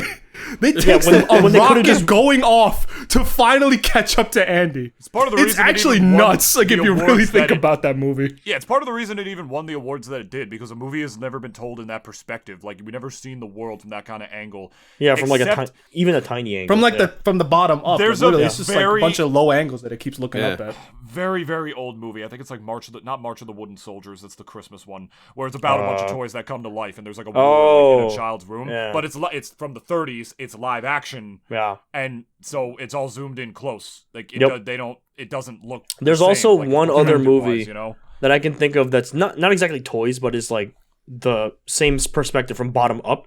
I think that's what the hell is it called? It's a Studio Ghibli movie, I think.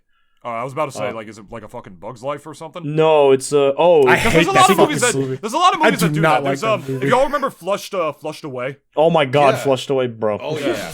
Yeah, that was a good movie too. I remember that. But movie. like, no, yeah, the movie Sounds I was thinking familiar. about, The Secret Life of Arietti or something like that. Is it like about pixies?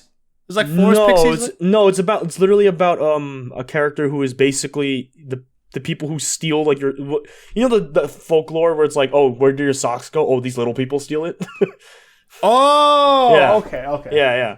It's basically that. Like, they take like unused things, like, old packets of sugar and stuff like that. Stuff you don't use anymore. So they're like forest gypsies. Yeah, You steal shit like thing when you don't, like, if you find out you don't need it, it's like, okay, we're gonna take it. Yeah, and they were like, You don't need we these only socks, take. we'll take them. The whole movie was like, oh, we only take what we need. We never interact with humans. We only take what we need. We take no more, so they don't notice us. Like, that's literally the start of that. So they're Sock. underpants gnomes.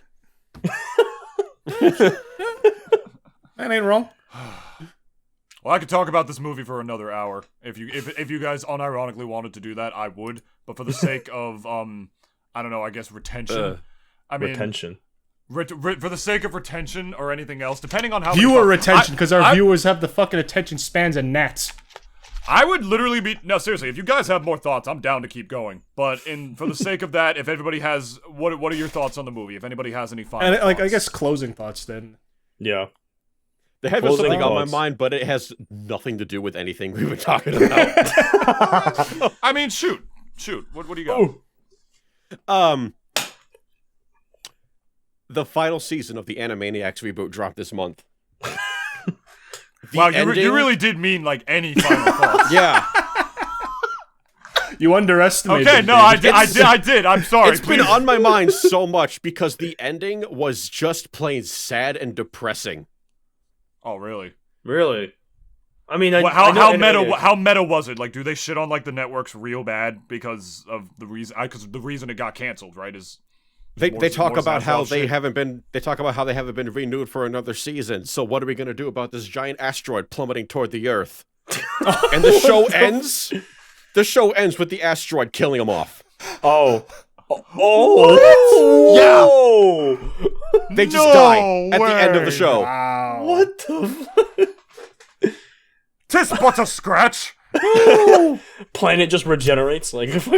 I mean, if there's any show where the planet would just regenerate for absolutely, literally no reason, It's would the be anime. Animaniacs. It would be Animaniacs. It's like, oh, we had this button. What'd you think you need to use it for? I don't know, but hey, it came in handy. I wouldn't And take that I wouldn't take that as depressing as it seems, because like Animaniacs is one of those things where like nothing that actually happens in it matters. Yeah, And they make fun of themselves and It's like everything. Mortal Kombat. People still get sad when their favorite character dies in Mortal Kombat. No It's one like- ever truly dies. It's in like Mortal someone Kombat. dying in a comic book. That shit doesn't stick. Exactly. ever. Like, Or like But in Dragon I Ball Z, don't where blame you death for still really being- doesn't matter. I don't blame you for still being upset about it. I feel the same way. I'd be like, what the fuck was? What the fuck is that? What was that? They advertised a grand finale, and it was that. I mean, that's very the thing that made Animaniacs of them. upsetting. That's very Animaniacs of them. Yeah. I also love how when the reboot even started, there were a lot of people on Twitter getting upset about the political humor, Yeah. calling Yeah, it like I mean, that's woke Twitter. propaganda. Have you seen the show?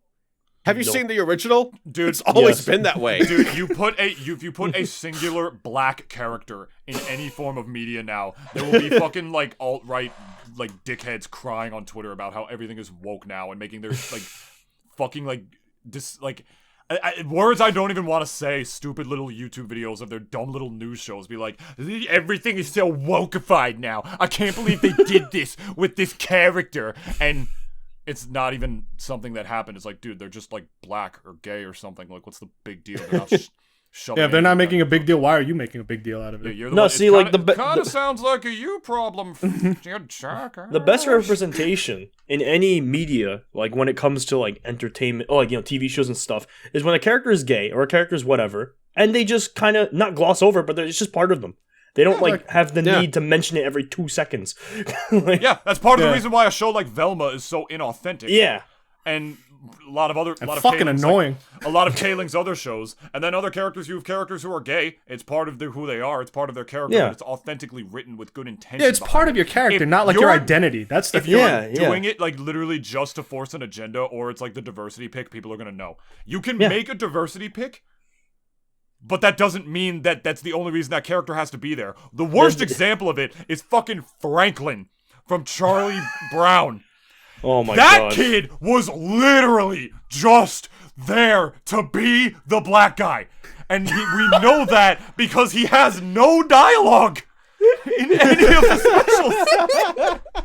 In any of the specials, he's just there to be like, we're not racist. That's I it. just exist. My paycheck has been paid. I'm good. There's a way to do things authentically. Yes. And this movie was that. You just felt. It's literally what I said to Dennis. I'm like, did I tell you or did I tell you? Borderline better than Shrek 2. How much love was poured into that movie? So much. Hell, like as somebody who was diagnosed with and deals with like clinical depression, anxiety, the panic attack scene felt genuine. Oh yeah. It felt like they did it with care. It's also how good of an actor And Antonio I Banderas just is. love that. Absolutely. And character Again, acting, yeah. Think about Mindy Kaling's panic attacks in Velma. And I then haven't even think seen about, Velma. and don't. And then Like I don't plan on it. yeah, don't. Again, don't. Like I will refer to what I said before. Do I have to think about it? Like, I'm just doing it to bring an I know- example of no, how I know. good it was, man. That's it. Not whatever. even if I watch ever did Velma- plan on it, I'm already doing like binging like 3 do shows yourself a already. favor. Don't watch Velma. Watch Puss in Boots. Yeah, exactly. I was gonna say that. I was gonna suffer through the rest of Velma, but then I'm like, I couldn't even do it. David, Like- you like- literally saw like 2 minutes of episode 3, and you're like, nope, can't do it. Nope. No, I didn't even click it. I literally You know- didn't even. You know click what it. I was just funny? watched You it. gave the benefit of the doubt to the show. I did A lot yeah. more than me. A lot more than me. The only benefit of the doubt I gave is that you remember it's not worse than Dragon Ball Evolution. That's all I said. Oh, But that's no bar to fucking meet. yeah. It's not a bar to be. That's a bar to be buried. Like, Exactly. The reason I brought it up is because the reason I brought that up is because it Yeah, was yeah. literally rated worse than Dragon Ball Evolution. Yeah. And which nothing has ever since that movie came out. Nope. So, yeah, nothing that's just has huge. reached And don't this get me wrong, level. show was shit. It deserves to get fucking dogged on. Which, by the Oh, way, yeah. the only reason that show got a second season, by the way, is not because people hate watched it. Animation for streaming services, they make 2 seasons worth of episodes in case it gets picked up for a first one. Yep. Because if it gets picked up after Yeah, after they don't the have to first wait. season does well, they don't have time because animation takes forever. That's Sounds why like- they make the episodes anyway, and then they do it. So if That's you what really happened- want Velma to go where it deserves to, into the fucking ground, don't watch season 2. Yeah, That's it what also, you don't should watch. It also sounds like a common template for a contract too. It's just like, hey, Yeah. you know, because everyone's seen what Netflix and everyone else does to shows where it's just like I mean- it's canned after 1 season. It's like, okay, listen, I mean, we want at least 2. We What want Netflix- at least 2. what Just give Netflix us that. did Just was 2 seasons. It especially may be fucked shit. up. It may not be. I Yeah. don't know. But it's like, okay, look, it's like 2. No, well, Just one more. Yeah, but what The prob- Netflix did was especially fucked up though because they canceled Inside Job halfway through Oh my the God. second season. yeah. That was just uncalled for. There Well, I was mean, no like- reason to do that. The That's problem another you show I've have, still yet to watch. Yeah. the problem you So have when fucking like good. making seasons as they come, rather than like you were saying, David, like you make a season, then you make a second one just in case it gets picked up. The pinnacle of the opposite of that is Final Space, because they didn't know they were getting a second season, and then for they just real? How they big didn't- was the gap? dude, like Final Space season 2, realistically, the reason why it existed is not because, or the reason why it exists in the way that it did, is not because the creators wanted to make it. Well, they did, but the executives were like, "Hey, put this in there, put this in there, put this in there." That season was still good, but it was a lot shittier than season 3 that came out. Yeah, so like, what was the gap between season 1 and 2? Season 1 of It's almost as if executives with zero creativity don't belong in the creative space. Final Space Right? season 1 came out in 2018. Season 2 of Final Space. Dude, the Venture Brothers was the same way before that show got canceled. The Venture Brothers ended its run because Adult Swim canceled it, which, again, we'll never forgive Adult Swim for, in October of 2018. Do you want to know when the Venture Brothers first aired? When? 2003! Oh my god. Venture Brothers is famous like for it. taking years gaps between seasons because they Okay. literally don't make the next season in time for it. They air it and they're like, "You guys like it? Okay, cool. Back to the drawing board." I just And realized, they never do mind. it. They did season 2 a year after, but they also didn't do it right away because Final Space, like I said, like Olin Rogers said about the creation of that fucking show, the executives wanted so much shoved into season 2 that it just basically became an amalgamation, and they somehow still made it work, and it sucked. Yeah. I'm anxious to see how the Venture Brothers is going to do that, because they're actually concluding the Venture Brothers with a movie now. Oh my god! And so all of what they were doing with season 8, they literally have to push into like 2 hours now. That sucks. Oh, what also? I mean, I'll take that. I will take that over that show not having a proper finale. Well, I mean, unceremoniously being canceled. No, like that, dude. I love Final Space like so much. Right, season 3 ended. I was like, I'm ready for season 4. 2 days later, Olin Rogers announces, they canceled it. I'm like, you're fucking kidding me. It's just as much of a shock to them, man. The animation. No, yeah, and you know what's crazy? He found out about it the same day he posted that video that it was canceled. I'm like, no shot, bro. Yeah, I was like, so they didn't even tell him. They didn't even tell him. I'm like, what? Fucking god, yeah, such professionalism. The only shining silver lining about that is Dennis. Do you know anything about Final Space? I only know Olin Rogers. Like, I haven't been able to get around to watching it. So Olin Rogers made a Kickstarter. I don't know how it's doing. It's called Godspeed or something like that, right? Mm-hmm. And it's basically, I will teach you and show you everything I did to make Final Space a thing. Make your own show. He said, like, basically, like, to the community, you know. And it was really fucking cool because he's like, basically, I'll show you the process of what I did to animate, you know, in depth, like how I wrote the story, while also not saying it's Final Space to avoid copyright.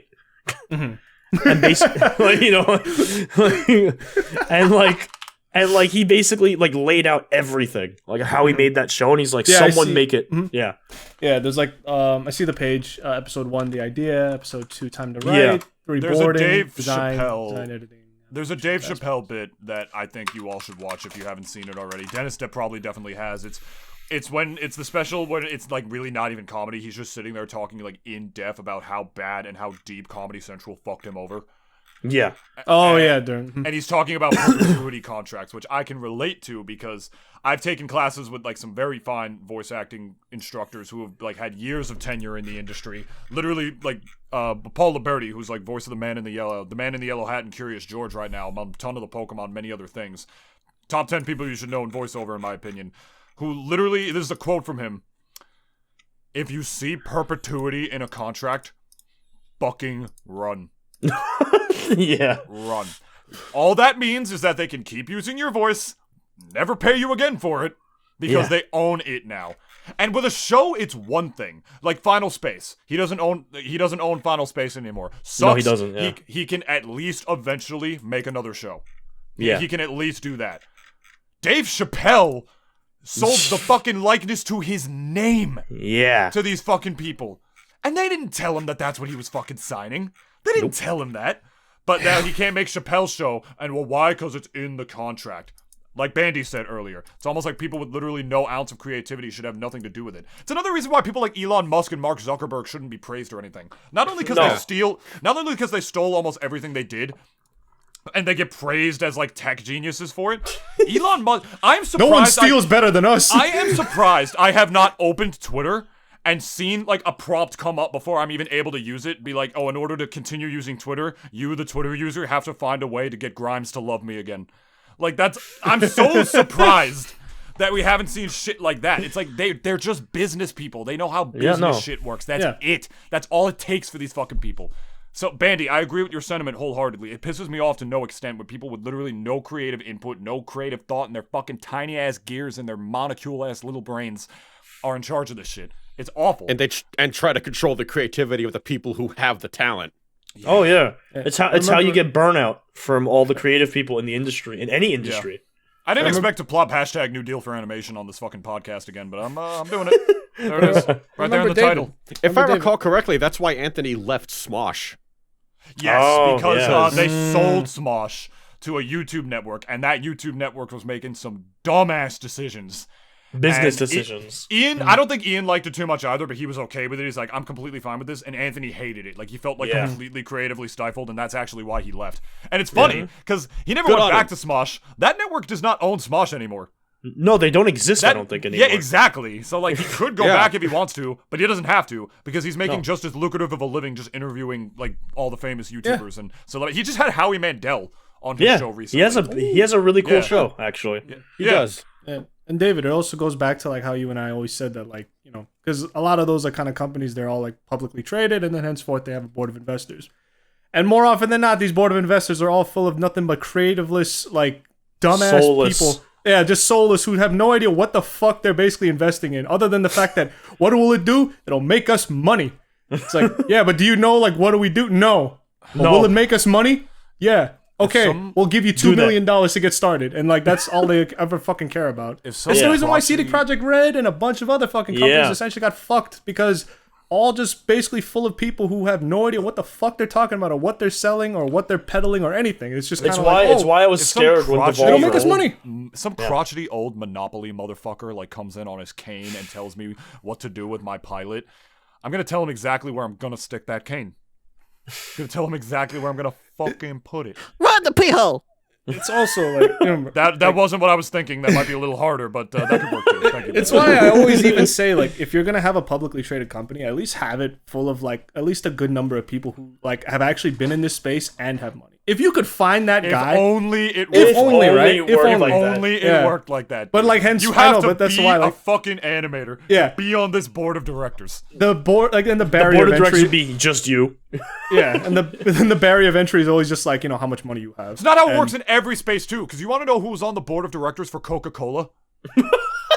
Do you want to know who was on the board of directors for Coca-Cola? Yeah.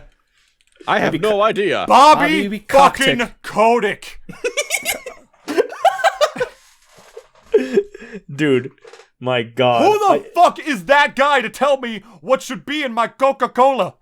Also, who is that guy to tell me what is it to be in my video game? Like, the fuck? Like, the only coke that man should be concerned with is the lines that he does off of fucking hooker snatches. That's it. God. It's probably not the best thing that the Activision Blizzard and Microsoft merger is happening, even though I don't think it's going to destroy the gaming industry. I still want it to happen.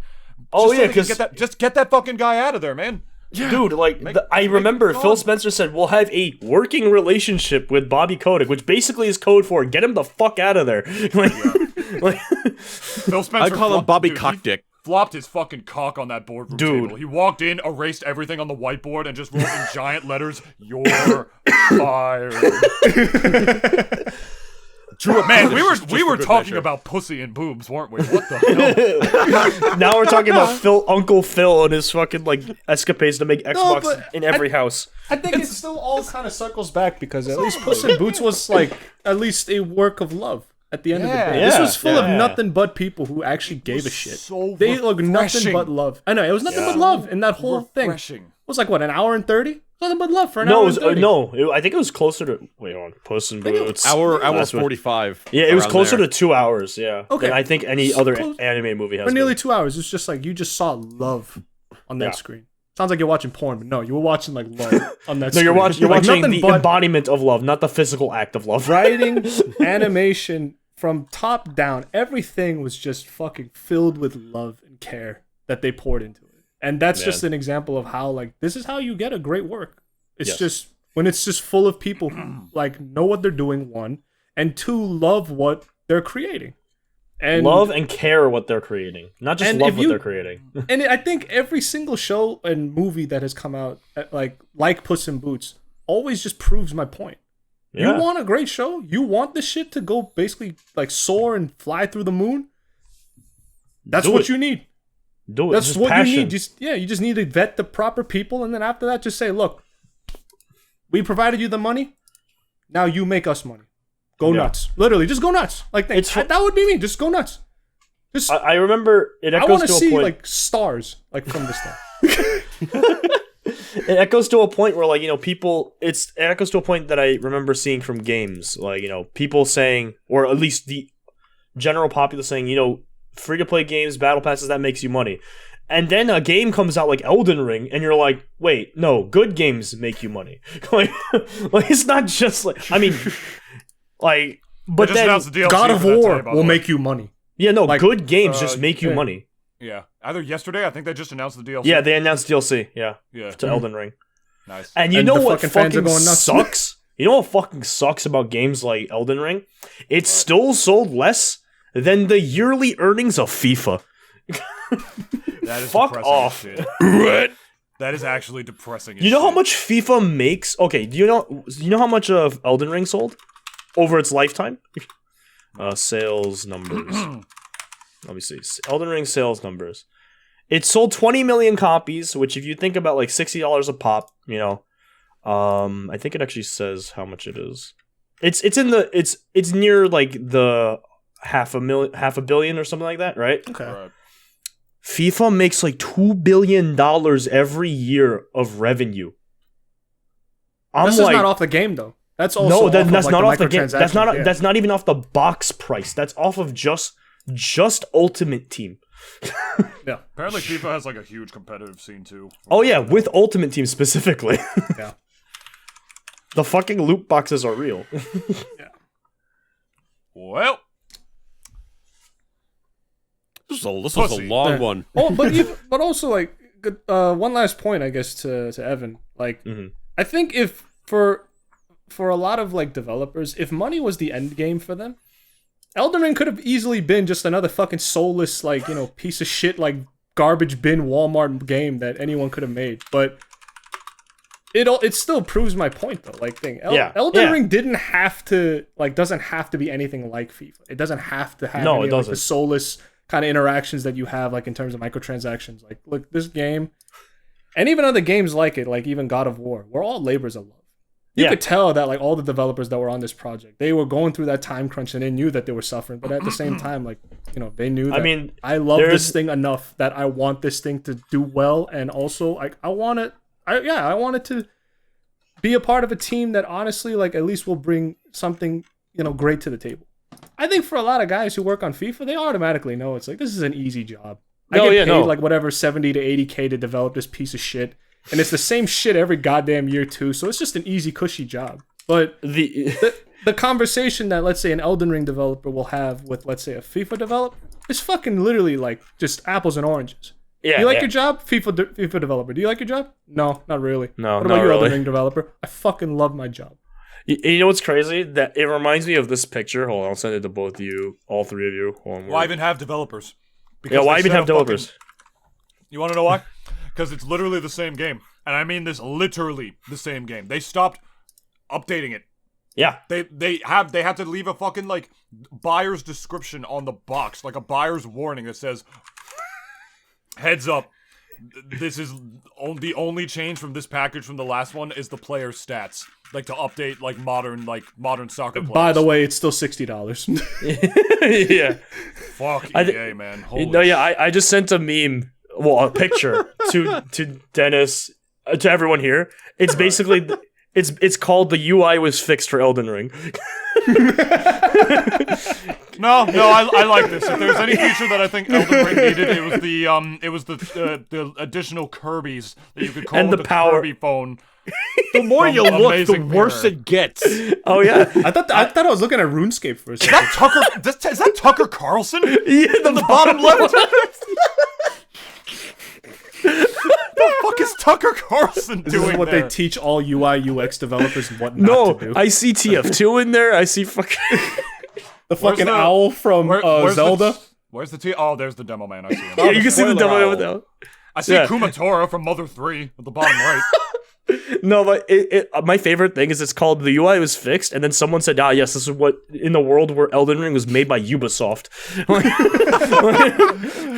Alright, friends, we're coming up on an hour and a half. Let's spend these last 5 minutes talking about genuinely final thoughts for Pussy in boobs. Penis, penis, penis, penis, penis, penis. Alright, those are Bandy's final thoughts. Evan. 11 out of 10 would see again. I loved it.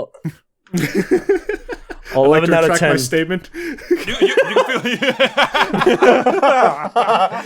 it's like, you know this That was is Bandy for a quick second. He's like, I'd like to retract my statement and replace it with another one. ma'am, It was actually great. You know this is an actual court of law. penis. That just makes penis. Explodes into penis. You just see that person Your typing, Honor. typing I was about to away say, in you the see the courtroom, fucking just like stenographer, penis. Your Honor, penis. Like they're not even like typing anymore. They just copy pasted like Control V. But the camera angles shot at the fucking stenographer, like that look of like. Control V, and they're just hammering V. They're just hitting V It's over like, and over again. Thank you, Super Mario Bros. The only thing you haven't drained is my bank account. Alright, but I guess I'll drop mine. It shocked me to no end that the movie was going to be as good as it was.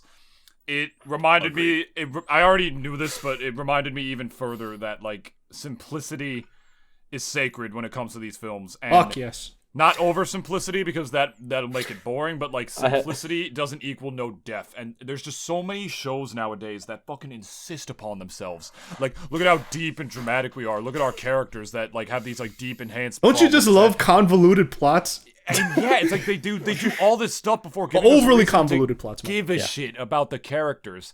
And this movie was literally a sequel that makes you forget it's a sequel. Mm-hmm. It makes you forget that Pixar is making their 5th sequels of movies. And then I remember. It follows the monomyth perfectly, and it's probably within my top 10 films of all time. And I feel like I'm going to learn more and more about what makes it so deep and so great from years to come as I rewatch it over and over again. This is one to be studied, boys and girls. And if you haven't seen it already, please see it. Yeah. 11 out of 10 would nearly get hit by a bus on my way to see the movie again. Because that's actually what happened to me. I almost got hit by a bus, and I'm like, oh, jeez. Oh, Jesus Christ. When did this happen? You never. Death was about to push you towards that bus. Did you hear the fucking whistle? Like, no, because it was like I was crossing the street to go to the. Imagine he was movies. driving it. Like, he was Fucker, I'm on my way to work. No, and you hear the. No, you hear the whistle, but it blows past me. Sort of. No, you hear the whistle. You hear the whistle, but it's the fucking car, like the car. No, the bus horn. It's like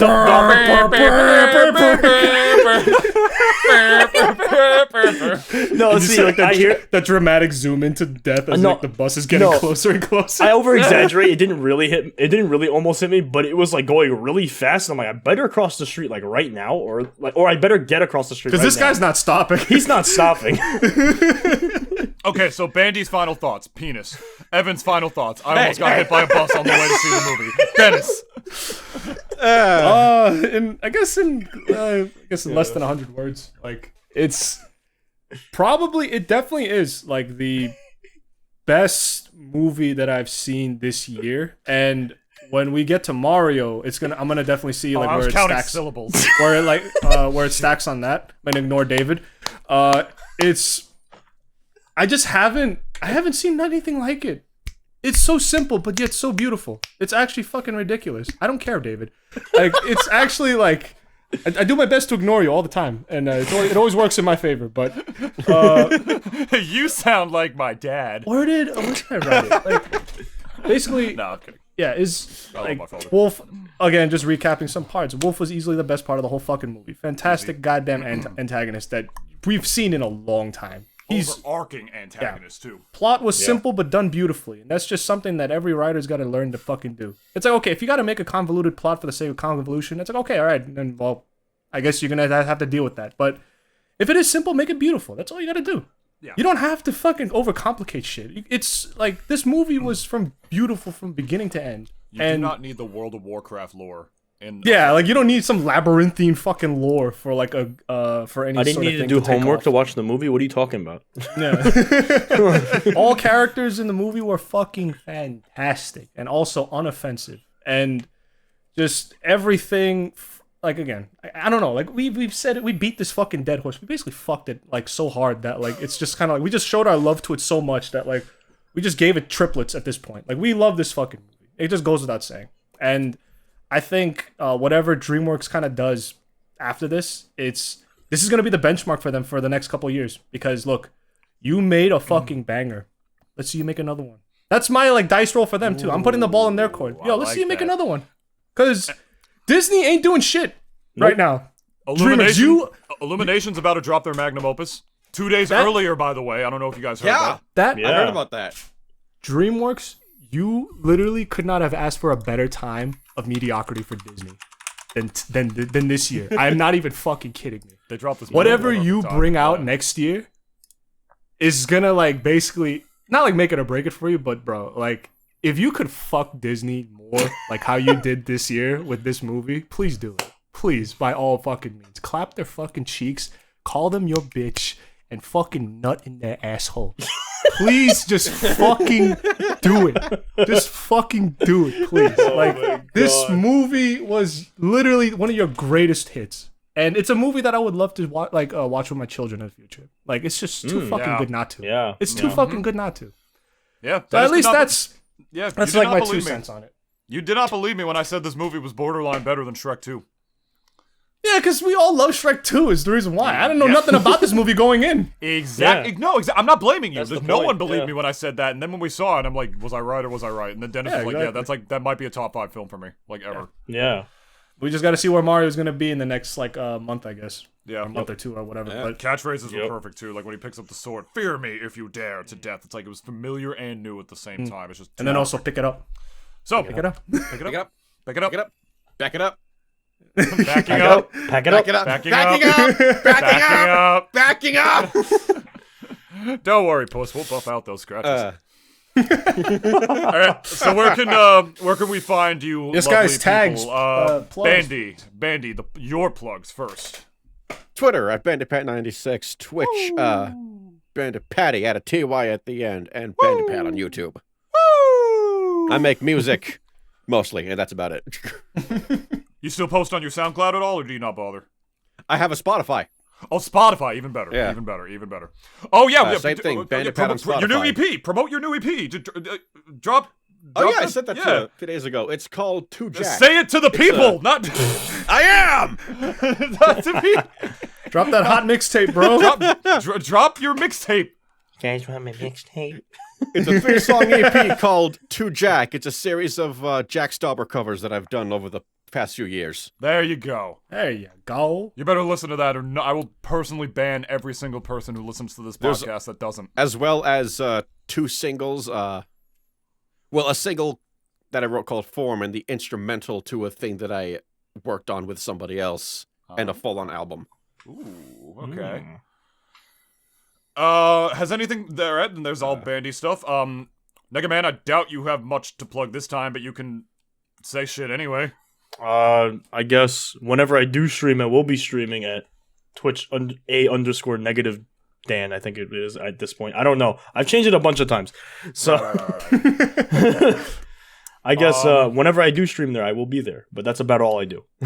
Evan has a new book coming out. It's called The Fundamentals of Pussy. It's a It's just an comprehensive audiobook where I history of Puss just in get Boots. Master Chief to go pussy every like followed by hours of silence. I'd listen to that. 13 hours of I fall silence, asleep to that. occasionally broken by Master Chief saying pussy. Yeah. That'd be like white noise to me, honestly.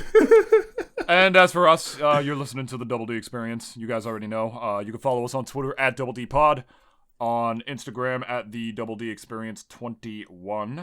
That's where you can find us there. We're available wherever you get your podcast. YouTube here at youtube.com/Nintoonist, Spotify, Apple Podcasts, Google Podcasts, Anchor, all that good stuff. Subscribe wherever your favorite one is. Answer the question on Spotify in the polls below. Leave us good reviews, likes, comments, all that good shit. Thank you all so much for supporting the shorts that we've been having. You guys have been giving those pretty good views. Shorts are the future. And we're done. My voice is getting shot, and I might be going to commentate a Smash thing tonight. Oh. The last one that might be left, because that community is dying right now. At least on the corporate level. Locals will be fine. It's been through worse, trust me. We love you all. Thank you all so much for listening. Longer one today, but that's just because we all just love pussy so much. So, Yeah. And Boots. sure. Name. But Boots, Yeah, Boots I don't more. know. I don't Boots know. more Yeah, so. kind of I like alone on that Boots. one. I don't think we all agree on Boots that. on a You don't- girl? Dennis, you don't You guys speak don't like Boots on a girl? Dennis, you don't speak for me. You don't like Boots? It's because you're maidenless. The David, boots are the that's best why. part. No maidens. Damn, he I got sense, me. I sense no maidens from you, my friend. Damn, he fucking got me. All right, fine, we're done. Bye.